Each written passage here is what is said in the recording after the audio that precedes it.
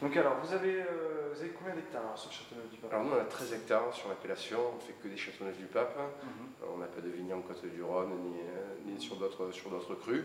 On va être majoritairement sur des cépages rouges, sauf sur les complantations, vu qu'on a beaucoup de vieilles vignes, ces vieilles vignes étant complantées, on va pouvoir trouver des clairettes blanches, des bourboulins, des petites poules en complantation, des clairettes rosées.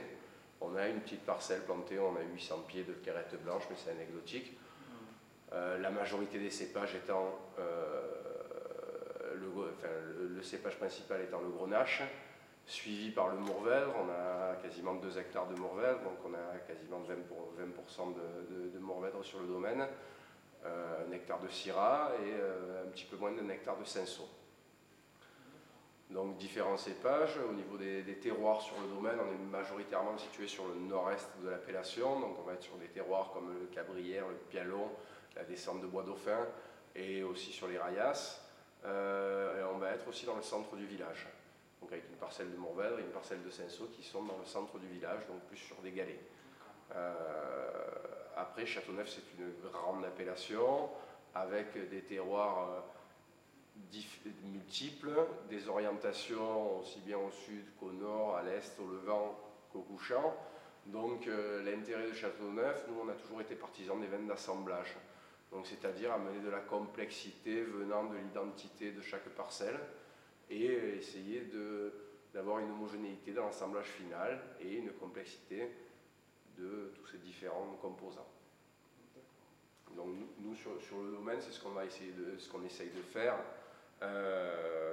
c'est travailler des vins d'assemblage.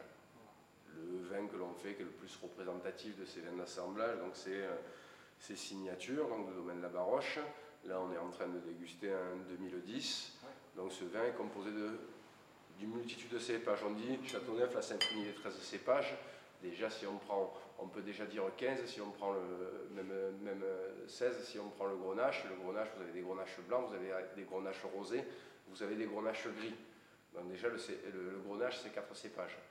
Donc, sur la Signature, vous allez avoir majoritairement des grenaches, des Mourvèdres, des Cinsault, des Syrah, mais vous allez avoir aussi, vu qu'il est composé avec 4 hectares et demi, donc quasiment toutes les vieilles vignes du domaine de vignes centenaires, ces vignes-là sont complantées. Donc vous allez trouver des terrets noirs, vous allez trouver des vacaraises, vous allez trouver des counoises, mais qui vont être vraiment anecdotiques, qui vont représenter moins d'1% des différentes parcelles centenaires.